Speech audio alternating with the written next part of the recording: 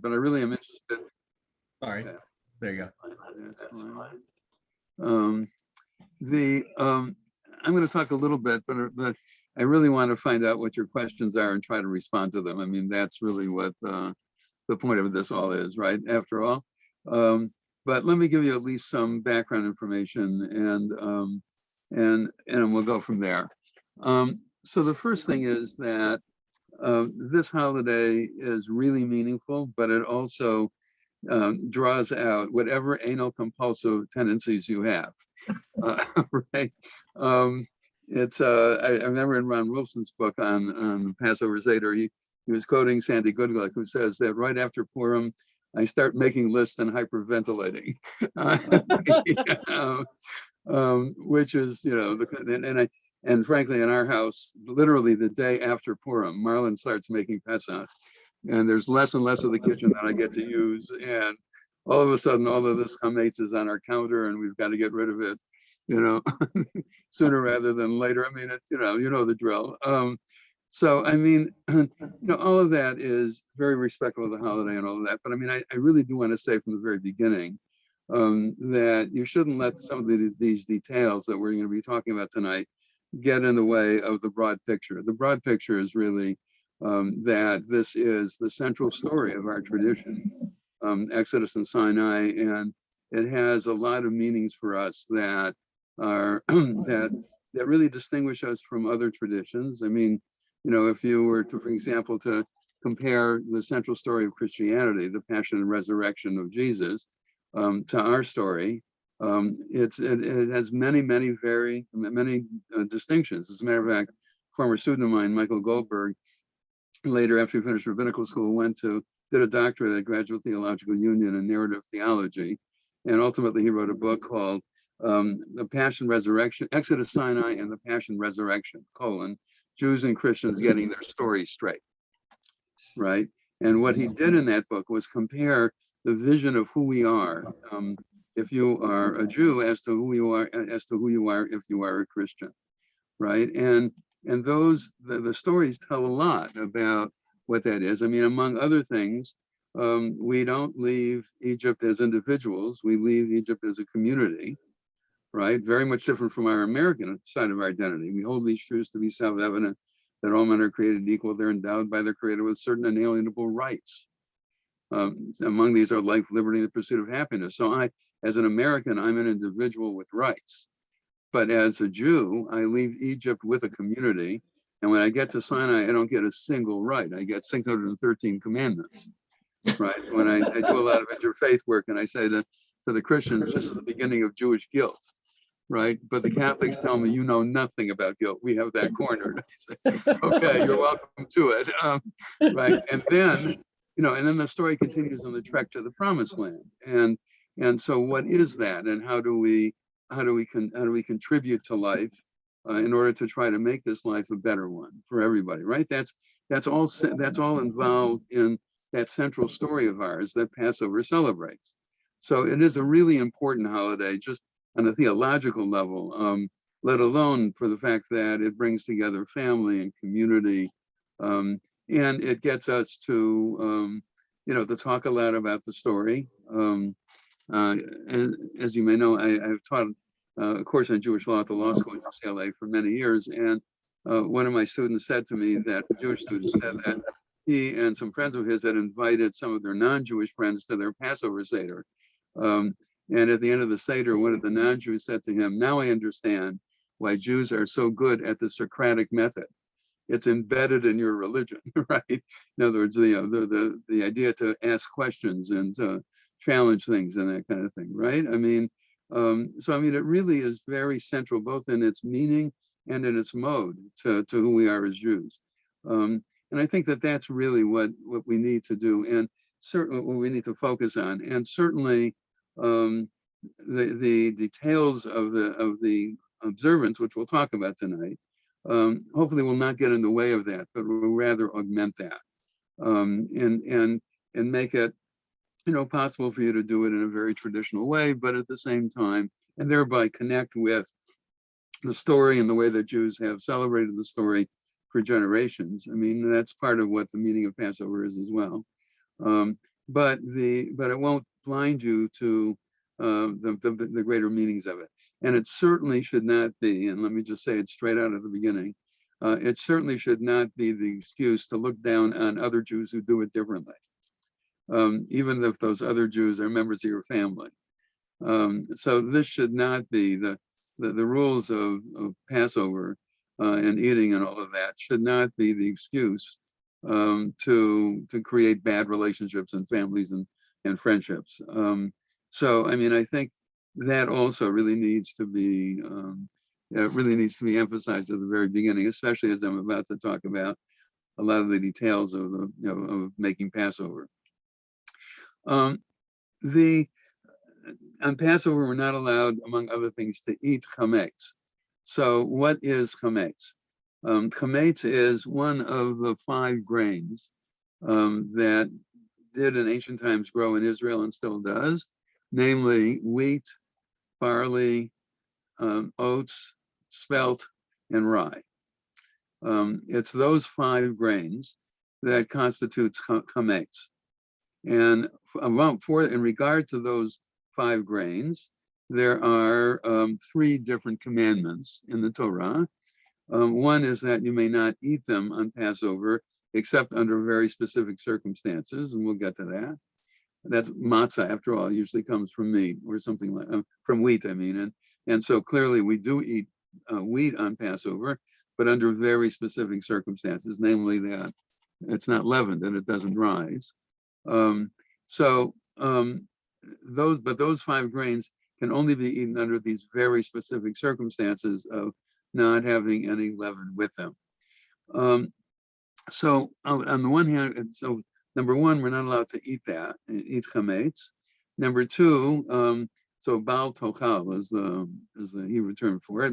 You may not eat it. Bal yera'eh, it may not be seen in your household, right? Which will lead to some of the practices that we have.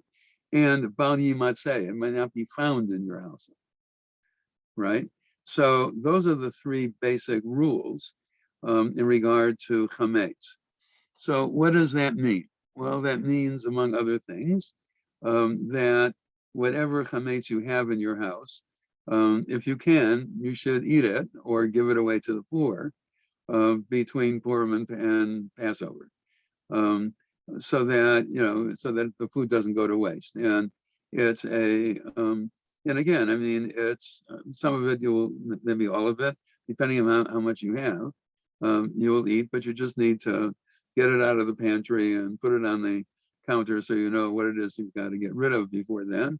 In our house, already starting last Shabbat, we have this barley soup, and we're going to have, right, I mean, it's going to be, what can I tell you? It's going to be a lot of carbs over the next 4 weeks.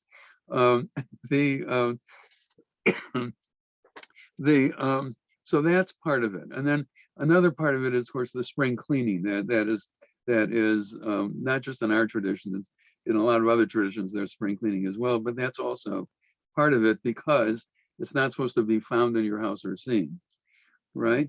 And then the ultimate way of getting rid of it is by selling it. And this really came into Jewish law for 2 reasons. Selling your chametz to a Gentile.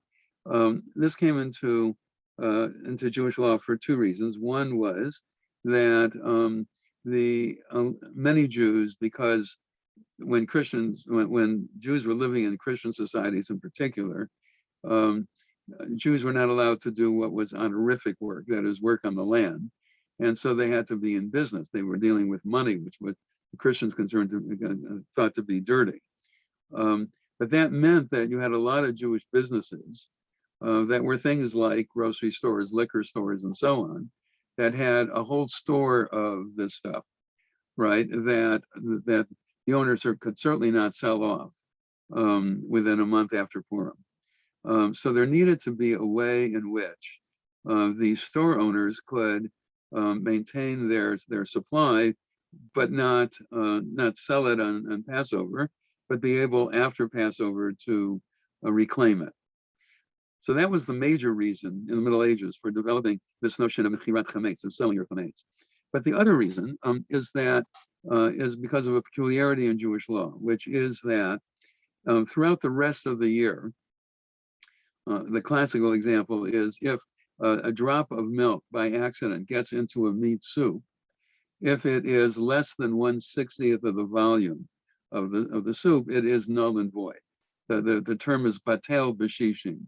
It is voided and as 1 part in 60, right? But chametz on Passover is a sur b'chol shu. It's a forbidden under in any amount.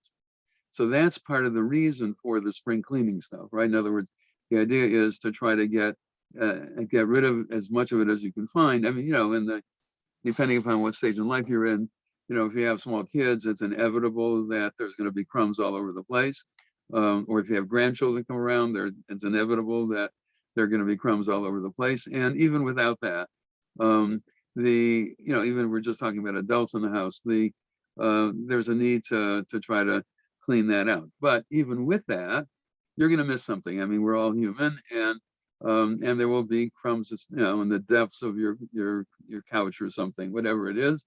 And so you sell your chametz as a way of making sure that it's not your chametz is not found in your house, even if you can't see it. That your chametz is not found in your house. It belongs to somebody else, to a non-Jew, during the time of Passover. So that's the other reason for this custom of metirat chametz. Now it can be done online. And I mean, it used to be that you would come to the synagogue and sell it to the rabbi, who in turn would sell it to usually the non-Jewish custodian. And that was done at Beth we've been members since 71, and been done for decades, right? But now you can do this all online. In the chat, you will find the Rabbinical Assembly, guide for Passover that I'm going to refer to several times tonight. But also, I'm sure Rabbi Kligfeld is going to send this out a couple of weeks before Passover. He and a lot of Beth Am people are in the South now on their trip. But I would imagine not this coming week because they're still in the South, but next week you'll get an email saying if you want to sell your chametz, then just fill out this form online, which effectively sells it to a rabbi in the Rabbinical Assembly, and who will then sell it before Passover to a non-Jew. And then after Passover, you have to you may want to wait for about a half an hour just to make sure that the rabbi there had time to reclaim it from the non-Jew, so that when you're eating you're eating whatever chametz you stored away during Passover. If you're eating it after Passover, you're not stealing from the non-Jew. I mean, at least in theory, right? So you may want to wait for a half an hour or so after Passover is over before you dig into the whatever it is, cereal or pizza or whatever it is you like. One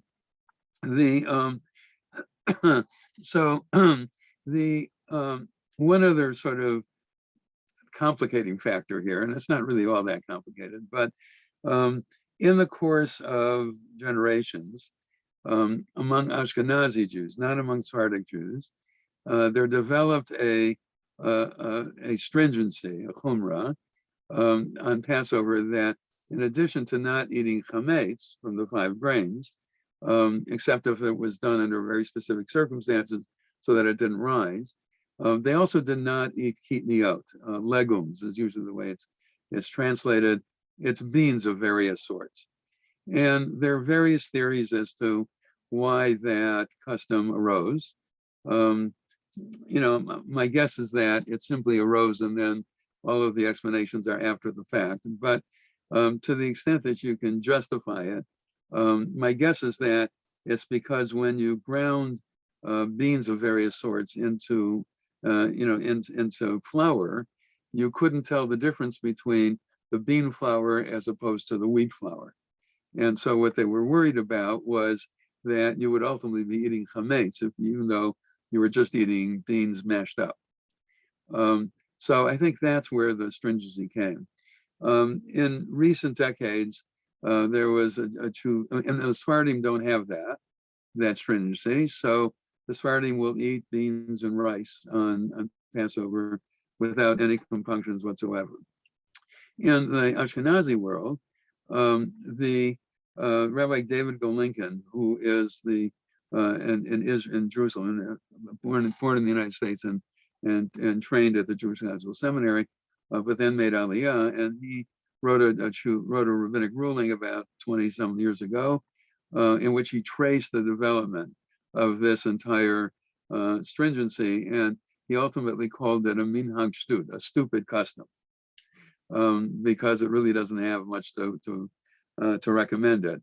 And subsequently, about 10 years ago, the Committee on Jewish Law and Standards of the conservative movement here in the United States adopted another tshuva, another rabbinic ruling by Rabbi Amy Levin and Rabbi Avram Reisner, and they came to the same conclusion.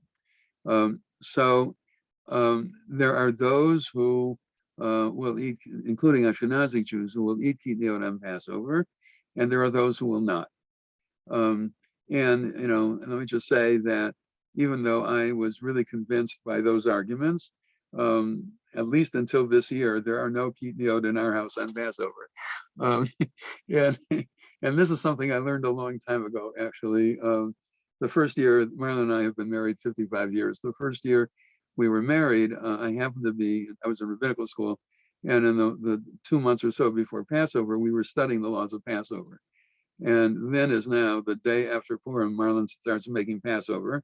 And I started telling her, you don't have to do this. I can show you chapter and verse in the Shulchan Aruch about what you need to do and what you don't need to do. And she said to me, get out of here. You're not going to trape up my kitchen.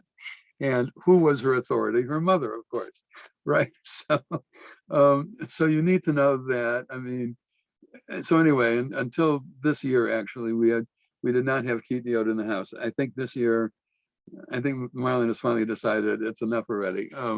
But we'll see what happens. In any case, at worst, it's 8 days in which you're not eating beans and things like that. But even if you do that, if the derivatives of kitniot certainly are not forbidden on Passover, because that would be a chumrah and a chumrah, a stringency on a stringency, and that has no basis in Jewish law. So even if you don't eat peanuts, let's say, although there's a tshuva by Rabbi Ben Zion Bergman, whom some of you may remember, Alav Shalom, who wrote, well, when he and I first got onto the law committee in the mid-1980s, the very first meeting I had was in December of 1984, and they were talking about whether string beans were kosher for Passover. And I raised my hand and I said, you know what? My kids couldn't care less about string beans. What they really want to know about is peanut butter and ice cream. So he wrote a tshuva called Peanuts from the Ground Up, in which he demonstrated that peanuts were never part of the kitniot in Europe. They're an American phenomenon, right? So you could never include peanuts in the definition of kitniot. But even if you did, the oil from peanuts would be kosher for Passover, right? Because that's a derivative from the kitniot. And in the same sort of a way, corn oil, if you don't, and by the way, the corn that we have is not the corn in Europe either. It's really maize, right? It's an American kind of product, but we'll leave that as it is, right? But any of the derivatives, even if you observe the stringency on kitniot, any of the derivatives of kitniot are permissible for Ashkenazi Jews who are keeping that stringency. It does, I want to make one other general point, and then we're going to get to some of the specifics. There's, because of the rule that I mentioned to you a moment ago, namely that during the rest of the year, unintended ingredients in a product that you don't want there are void if they are a 60th or less of the volume of the product. That applies to not just the milk and soup, that applies to any product. So therefore, if you buy things that are clearly not chametz, things like milk or cottage cheese without flavoring and stuff like that, right? Or or for those of you that have grandchildren that are infants, baby foods, just something like, strained apricots or strained peaches or whatever, right? If you do that before Passover, then if anything is in there that you didn't intend, that is batel b'shishim. That's you don't need the point is that you don't need a hechsher for Passover on milk or on cottage cheese or on any of the kinds of things that you would assume do not have wheat, oats, barley, spelt, or rye in it. So that's one thing that you will see in the guide for Passover that is in the chat. So if you look in the chat, I asked Ari to put it the link there, and you can download the guide for Passover of the Rabbinical Assembly. And one of the things that they will say there is that if you buy these things before Passover, then you don't need a hechsher on them for Passover. That will save you a little money, by the way, and it will, and frankly, it's well within the laws of Passover to do that. There are some things that if you're going to buy them during Chol Moed on Passover that you do need a hechsher for, and for that, and some things that you need a hechsher for no matter when you buy them. So matzah, of course, you need a hechsher for Passover.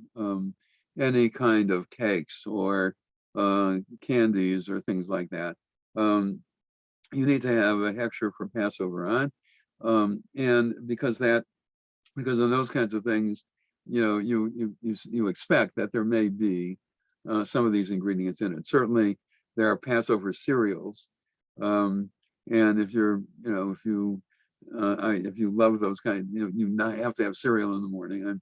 I'm one of those people, but I don't eat Passover cereals because they're disgusting. Anyway, so I switched to cottage cheese and matzah in the morning during Passover. But but if you're going to have those things where you would really expect chametz to be in, or kitniot, if you're observing that stringency, then those kinds of things you really do need a hechsher for Passover on. And in that guide, you're going to see more detail than you ever wanted to know about, about all of this. One last thing, pots and pans and dishes and all of that. Now, it really depends upon, the family. There are some families that have a completely separate set of dishes, some both milchik and fleishik dishes for Passover, and a completely separate set of pots and pans for Passover. And if that is your custom, then that's what will happen, right? You'll put away, usually like the day before Passover, you'll put away the yearly pots, pans, and dishes that you use, and bring out the ones that you use only for Passover.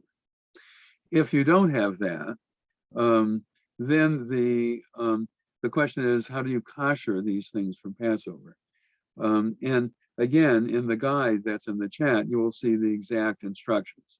But by and large, sorry, the general rule is kivul o kach polto, as a pot or pan or dish would consume or would cake in any kind of food product, so it would expel it. So the kashering process depends upon how porous the particular plate or pot or pan is. So if you're talking about, start with the easy things. If you're talking about glasses that you use only for cold drinks, then those kinds of things, all you need to do is wash them. If you want to be really strict, wash them in your dishwasher, right? To make sure that there's really nothing there that came from the sponge or something like that, okay? Similarly, if you have glass dishes, or dishes that are that have the same lack of porosity as glass, and that of course leads to all kinds of questions about what is in Corningware and what is in all of these other kinds of things that we now have, right? And you can see that in the guide, there there are certain kinds of materials that are as imporous as glass is, and then you can then just wash them.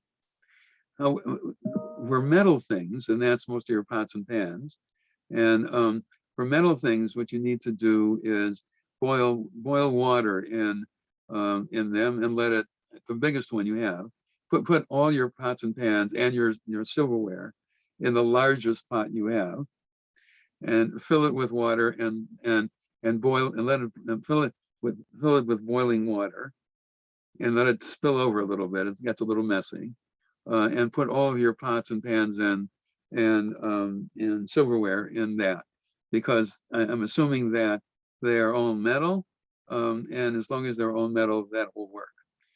If you have wooden handles on them, that gets more complicated. And then for your oven, there are some people who actually use a blowtorch for their oven. I don't think you really need to do that. All you have to do is, first of all, clean out your oven. And if you have a self-cleaning oven, use that, that facility.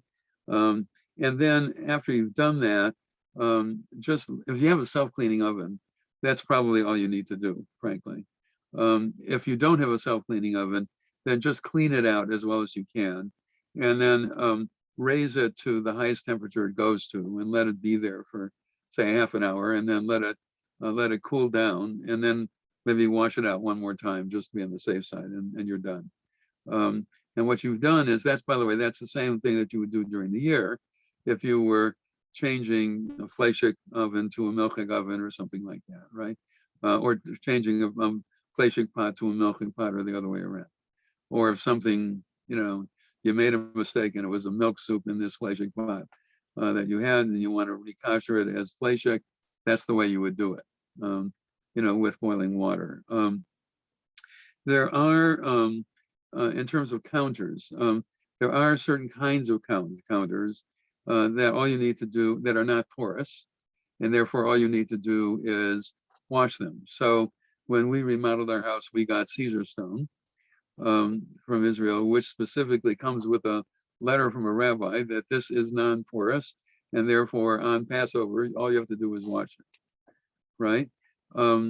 Not so clear with other kinds of ceramics. I mean, other kinds of, or a wooden tile, in which case what you would have to do is cover it, so that what's on, so that where the food is, and even where your dishes are on top of the cover, as opposed to where where the normal tabletop is. So again, that's all covered in that guide, and you can see exactly which tabletops are we know to be non-porous, and therefore all you have to do is wash them, and which ones you need to do more for in order to kasher it.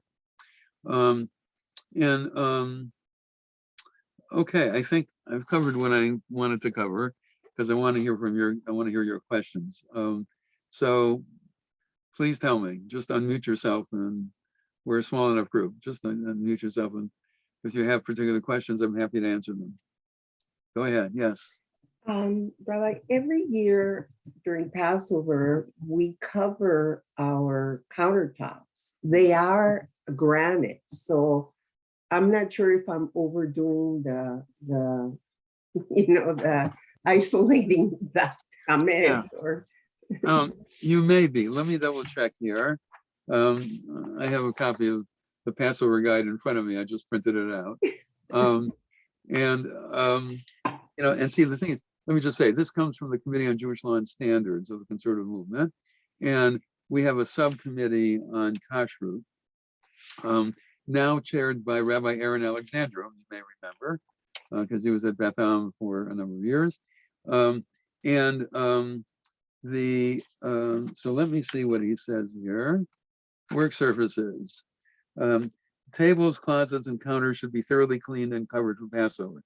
The covers can be contact paper, regular paper, foil, or cloth that does not contain chametz, that is being starched with chametz. Note that the covering material should be made of material that is not easily torn. Many countertops can be kashered simply by thorough cleaning. A 24-hour wait. Oh, I forgot to mention that. After you clean it, you're supposed to wait for 24 hours to make sure that that you didn't miss anything. And then, so you let it just lie for 24 hours, and then you can use it for Passover. And irui, boiling water over it. To have the effect of kashering, the service must have no hairline cracks, nicks, or scratches that can be seen with the naked eye. So plastic luminates, limestone, soapstone, granite, marble, glass, corian, theron, Caesar stone, swanstone, sorrel, and ebonite surfaces can be kashered simply by irui, that is, by boiling water over them. And then you don't have to cover them. Unless there's a seam or a That's right, unless there's a seam or some crack in them. Yeah, that's right. But if there's no crack in them, then you just need to wash them and then pour boiling water over them and then wait for 24 hours and you're done. Okay? Thank you. Wood without scratches is also kashered that way. If you have a wooden tabletop that has no scratches in it whatsoever, you can pour boiling water over it, assuming that that's not going to ruin your tabletop. Right? So you have to decide, you have to take that into account as well. Ceramic, cement, or porcelain countertops cannot be kashered by irui, and those are the ones that you have to cover. Okay? Hence, if you have a granite tabletop, then you don't have to cover it anymore. You just have to pour boiling water over it and then wait for 24 hours, and you're into Passover with your tabletop. Okay, good. Hey, other questions? Yes, please, Nancy. I'd like to go back to you're talking about oil, the derivatives. So does that mean there's oil that you can't use, or are most oils okay? Most oils are okay.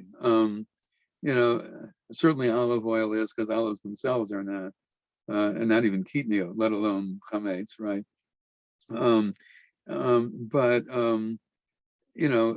peanut oil is definitely okay, because of Rabbi Bergman pointed out that even for those who don't eat kitniyot on Shabbat, on Passover, peanuts were not in Europe and therefore were not part of kitniyot. So peanut oil would be fine. But even corn oil or something, even things that are really kitniyot, or soybean oil or something like that, right? Even that stuff is frankly fine. Good to know. Yeah. Good. Okay. Others.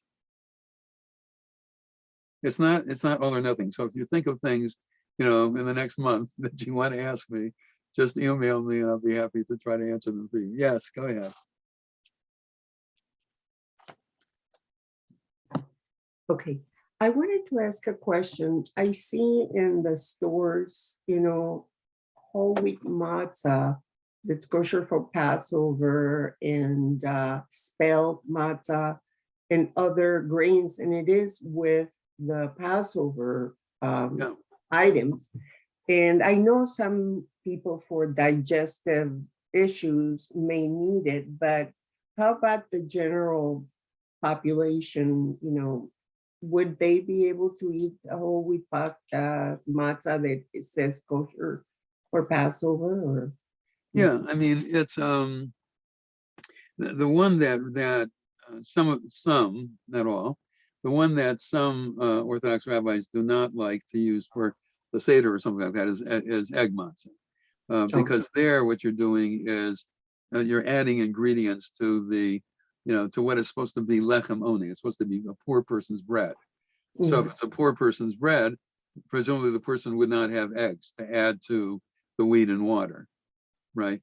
But any kind of just plain matzah made out of, you name it, any of these 5 grains, including spelt or rye or wheat, or some people are gluten allergic, right? And so for them, wheat is terrible.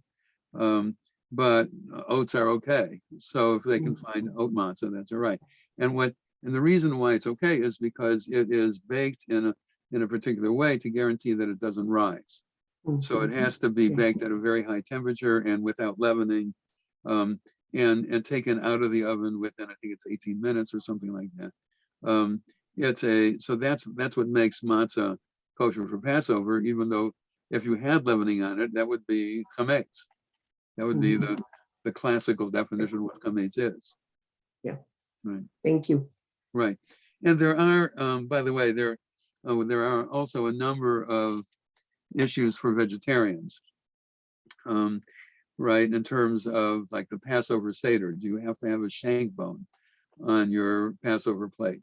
Can you have something else to symbolize the ancient Passover, the Paschal Lamb, right? The Passover Seder and the Passover sacrifice. And people have become very, what shall I say, innovative about that, right? And there are, and you can see a lot of this, and some of it will be in the Passover guide, but you can also see a lot of this in, if you just go online, Passover for vegans or something, right? And see what some of the accommodations are that vegans and or vegetarians have made. Now, again, it's going to be different for vegans than it is for vegetarians, and different again for vegetarians than it is for pescatarians, those who will also eat fish, and different again from carnivores, right? From people who will eat meat under the prostus, under the restrictions of kasher. But you can, because there are far more vegans and vegetarians now than there were even say 20, 30 years ago, including Rabbi Kligfeld, as you heard on his Passover sermon, I mean his Yom Kippur sermon, right? I'm sure there will be, if you have any questions, if you're a vegan and you have any questions about, what do I do instead of the shank bone or whatever, I'm sure I'll be happy to answer them for you. I myself am a veggie, but my wife is not, so what can I tell you? Okay.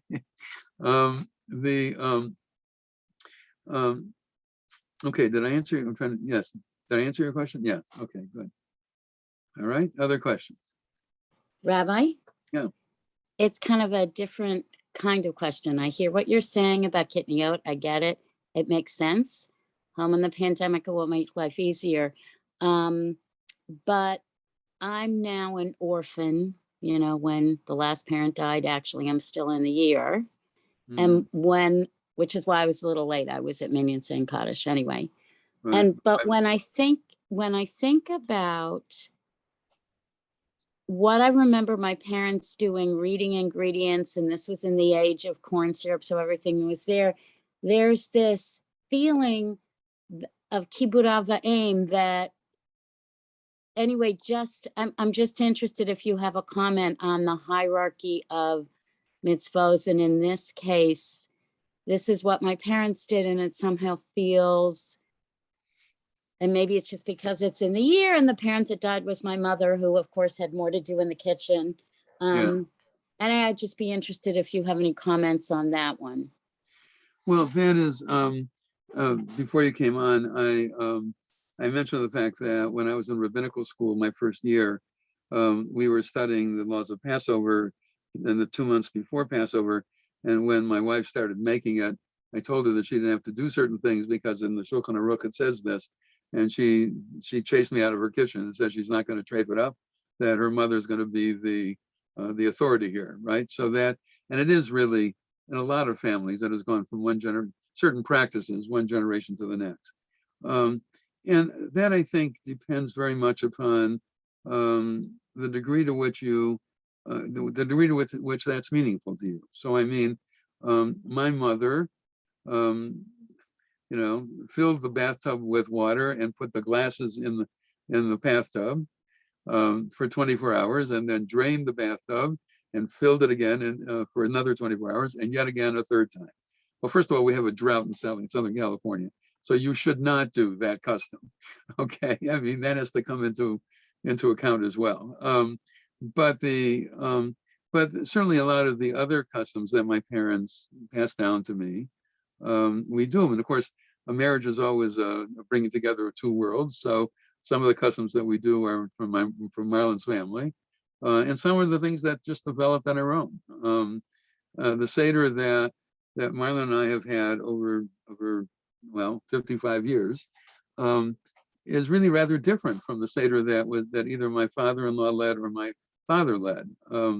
It's much more interactive, and it's much more questioning and all of that. They tended to just read through the Haggadah and that was that. Whereas I love an argument, so we get involved in, I have a PhD in philosophy, and a philosophy professor of mine in graduate school said, a philosopher is a 5-year-old child who never stopped asking why. That's who I am. And so I love that kind of Socratic method around the Seder table. So, I mean, if you looked at our Seder as opposed to my parents' Seder or my in-law Seder, it looks somewhat different. It looks a lot different, actually. But the foods are not all that different, except now because I'm a veggie. There are certain things that my in-laws in particular, who were really meat eaters, would never think was appropriate for Passover, right? Not because it violated any laws. It's just that's not what we eat on Passover. It's custom, right? And different families have very different customs, especially on Passover. If you've ever visited other families, you will find out that even people that you're close to, you don't be surprised if they do certain parts of the Passover Seder differently from the way that you do them. And because Passover is really rich in differing customs, not just between, Ashkenazi communities and Sephardi communities and Persian communities, but even within each of those groups. What the northern Polish kind of cities, or villages did was different from what the southern Polish, cities did, and let alone the Germans and the Romanians and Hungarians and the Russians and all of that, right? And that was all within the Ashkenazi world. But it's not even in terms of subsets of each of these large segments of the Jewish community, but one family to another, and that's fine. That's really fine. I think it adds to the richness of the holiday.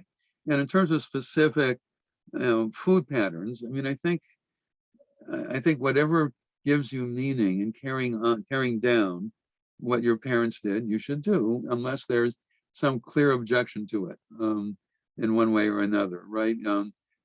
Maybe they ate a lot of meat and you don't, so then you're going to have to adjust what they did to what you do. That's just one example. Did you have something else in mind?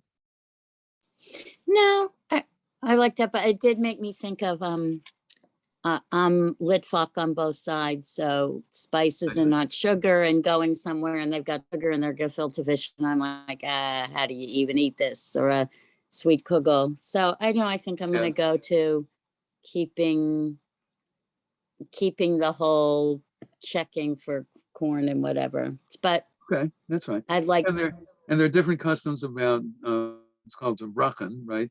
That is broken up matzah. Can you use that to make cakes and things like that, right? Some do and some don't, right? And the fear that those who don't, and the fear that it will rise, even though you're not using yeast. If you're not sticking to, I think again 18 minutes, then it's not. Then it might be chametz. So there are those who will not use brachen, I think it's called in Yiddish, right? In other words, broken up matzah, and there are those who will. So I mean, it's every generation takes from the previous generation and then does its own thing with that and passes it on to the next generation. So if you're going and visiting, by the way, let me say this, if you're going to visit your adult children's Seder, if they don't do it exactly the way you do, don't criticize them. Okay, that doesn't make for, friends. That's not a way to win friends and influence people, right? So, I mean, or if you're going to somebody else, into a friend's home or something, be prepared for the fact that it is perfectly fine that, that different families have different customs as to how they do the Seder, and what kinds of foods they serve and all of that. Okay, any other questions?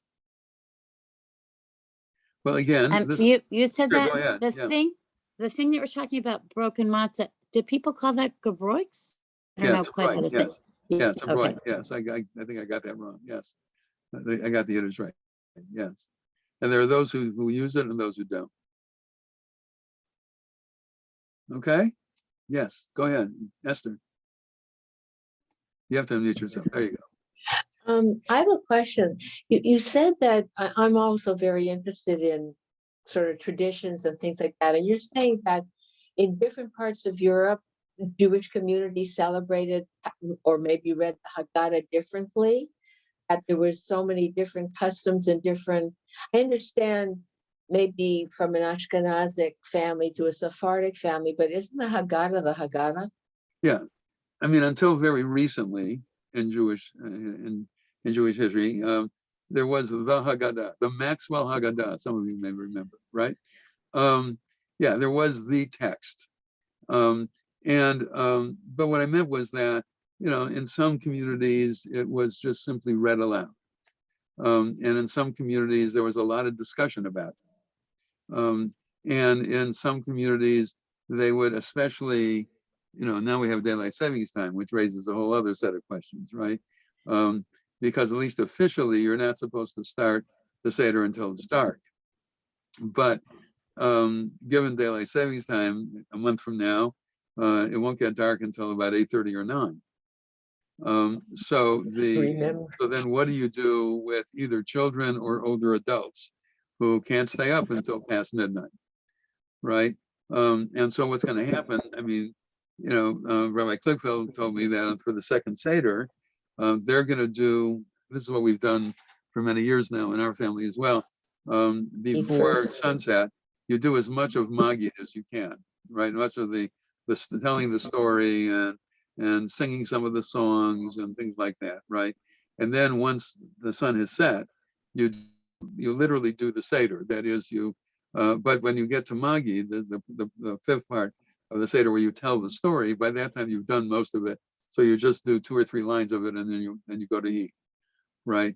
But so you have to, as a matter of fact, there's a tshuva, a rabbinic ruling that the Committee on Jewish Law and Standards approved about this issue by Rabbi Joshua Heller, who's from Atlanta.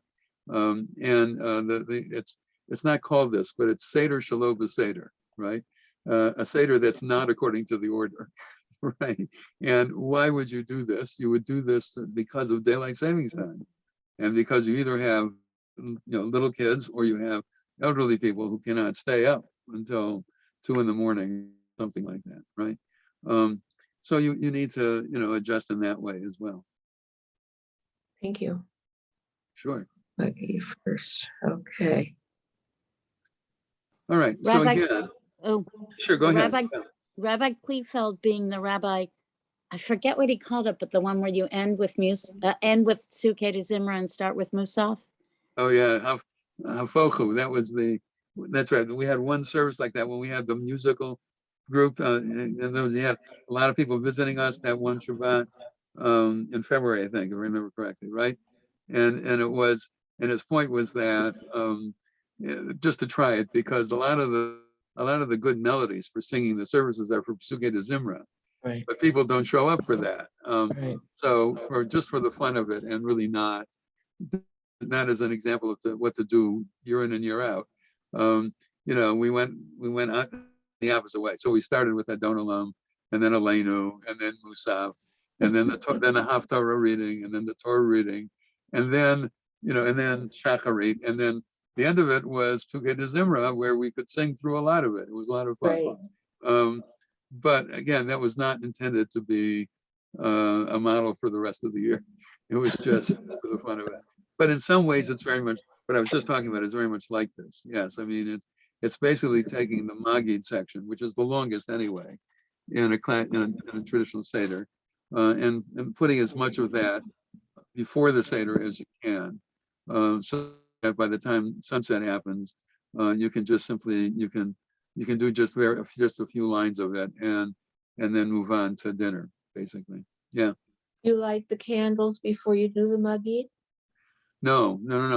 And Then you especially light the this year, candles. because this year the first day is Shabbat, and so you're not Oh, allowed right. to light candles on Shabbat altogether, right? You light it before Shabbat, but not on Shabbat. So, Right. but even if it were not that way, let's say it was Tuesday, Wednesday, or something, you're not supposed to light candles for the second day before the first day is over, because that's seen as sort of Sunset. itself. It's Till seen as sort of sunset. itself to the first day. The sunset, the second day where you light the candles. the second time. Yeah. That's right. So you would wait until after sunset, and then light the candles, and then do kiddush and the rest of what comes before Magid, right? And then just a few sentences about Magid, and then you move on to the to the sorry, matzah maror, the Hillel sandwich, and eating That's the like meal. a good idea. Yeah. Very interesting. Okay. Yeah. We Jews are very creative. What can I say? So, yeah. All right. So again, you have my email in the Bethlehem directory, but in case you don't, Dorff, EDORFF at AJU, that's American Jewish University, at AJU.edu. Dorff, EDORFF at AJU.edu. So you can either email me or my phone numbers are in the directory.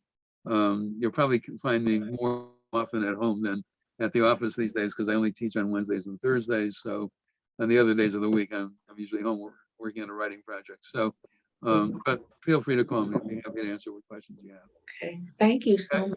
Wow. My That's pleasure. Very interesting. Very Hag good. Sameach. Thanks, Thank you very much, Rabbi. Okay. That was excellent. Thank you. Thank you My so much, pleasure. Rabbi Dorff. I hope you will join us tomorrow for our 1LA sponsored and led discussion on homelessness in LA. If not now, when? It will be a very interesting presentation, Hello? conversation, I hope. Nancy Goldstone, Oh. our facilitator. So Who is- look forward to seeing you then, and everybody have a No, I good week. didn't. No, I sent, Bye-bye. one minute.